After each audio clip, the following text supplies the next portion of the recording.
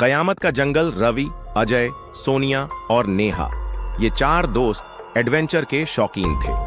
उन्हें जंगलों और वीरान जगहों पर घूमने का बहुत शौक था। एक दिन उन्हें एक पुरानी किताब के बारे में पता चला जिसमें एक रहस्यमयी जंगल का जिक्र था।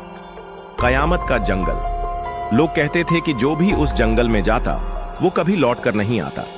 लेकिन रोमांच की तलाश में इन दोस्तों ने इस कहानी को बस एक अफवाह समझा और जंगल में जाने की ठानी। जंगल में प्रवेश जैसे ही वे जंगल में पहुंचे, अजीब सी खामोशी थी। न कोई पक्षी चहचहा रहा था, न ही हवा के चलने की आवाज आ रही थी। अचानक नेहा को एक पुरानी झोपड़ी दिखाई दी जो पूरी तरह टूटी फूटी थी। वे अंदर गए तो देखा कि वहां एक पुरानी धूल से भरी किताब रखी थी। किताब के कवर पर खून जैसे लाल धब्बे थे और उस पर लिखा था, मृत्यु के द्वार खोलने वाली पुस्तक। रवि ने हंसते हुए किताब खोली और जोर से एक मंत्र पढ़ दिया। आओ, जो सोए हैं जागो और अपनी प्यास बुझाओ। भयावह घटनाएं शुरू।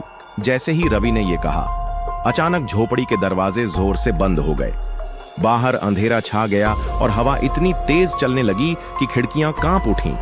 तभी नेहा की चीख सुनाई दी।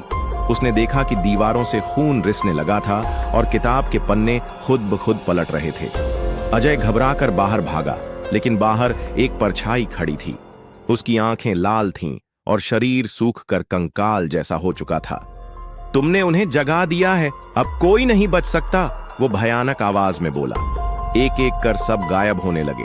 सोनिया का शरीर हवा में उठ गया और किसी ने उसे अंधेरे में खींच लिया। उसकी चीखों से जंगल गूंज उठा। रवि ने किताब जलाने की कोशिश की, लेकिन उसके हाथ जलने लगे, मानो किसी ने उन्हें पकड़ रखा हो।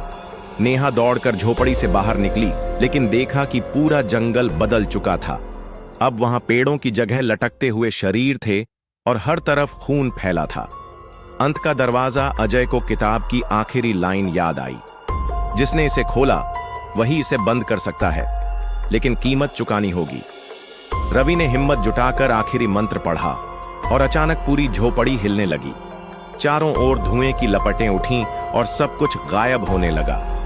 सुबह जब सूरज निकला तो जंगल फिर से शांत था, लेकिन नेहा, सोनिया, अजय और रवि में से कोई नहीं बचा था। बस एक पुरानी किताब वहीं पड़ी थी, इंतजार में कि कोई और आए और फिर से बुरा वक्त शुरू हो।